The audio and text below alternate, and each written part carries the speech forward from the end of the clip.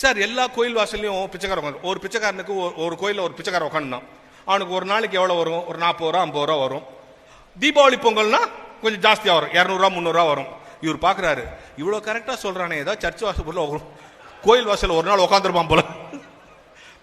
ஒரு பிச்சைக்காரன் பண்ணா டெய்லி ஒரு கோயில் வாசல் உட்காருவான், 200 ரூபா 300 ரூபா கிடைக்கும். ஒரு நாள் ஏதோ ஞாபகத்தில் என்ன பண்ணிட்டான், டாஸ்மாக் கடை வாசலில் போய் உட்காந்துட்டான். அங்க போதையில ஒருத்தன் 100 ரூபா போட்டான், ஒருத்தன் 500 ரூபா போட்டான், ஒருத்தன் 2000 தாள் போட்டான். கொஞ்ச நேரத்தில் 7000 ரூபா சேர்ந்துச்சு அவனுக்கு. அந்த 7000 ரூபாய் எடுத்து நான் கோயிலை பார்த்து சொல்லிக்கிறான், அந்த சாராய கடையை பார்த்து சொல்லிக்கிறான், கடவுளே நீ இங்க இருக்கிறியா, இவ்வளவு நாள் நான் அங்க இருக்கிறேன்னு நினைச்சு அங்க உட்காந்துருந்தேன். அவனுடைய லெவல் ஆஃப் அண்டர்ஸ்டாண்டிங் என்ன, எங்க நிறைய கிடைக்குதோ அதுதான் கடவுள் ஆசீர்வாதம். நீ யோசிச்சு பாருங்க, இப்ப நம்ம எல்லாம் ஆசீர்வாதம் எதை நினைக்கிறோம்? கல்யாணம் ஆகணும், குழந்தை பெறணும், வீடு வாங்கணும், வேலை வாங்கணும், இதான் ஆசீர்வாதம். இதுதான் நம்ம கடவுள் ஆசீர்வாதம் நினைக்கிறோம்.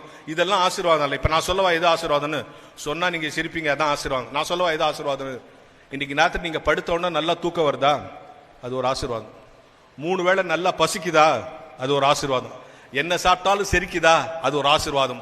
கீழ்ப்படிதல் உள்ள பிள்ளைகள் இருக்காங்களா, அது ஒரு ஆசீர்வாதம். புரிந்து கொண்ட மனைவி இருக்காங்களா, அது ஒரு ஆசீர்வாதம். நம்மை கவனிக்கிற கணவன் இருக்கிறாரா, அது ஒரு ஆசீர்வாதம்.